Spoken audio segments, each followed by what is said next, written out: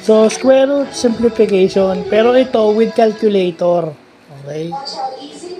Ito yung, kasi hindi naman ako sasali sa Math Olympiad. Dahil mahina nga ako sa math. So, pag nakakita ko ng ganito at may calculator naman akong ginagamit, ito na yung gagamitin ko. Ito yung square root ng mga numbers na naka-raise sa same exponent. So, yan. Yung pangalawang method yung nakuha natin. So, mas madali. So, ang inilabas ng calculator, yung mga binax ko. So, para maging maayos ang lahat. So, yun yung maganda at may natututunan tayong bago, di ba?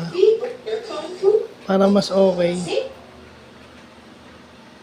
So, yun lang po.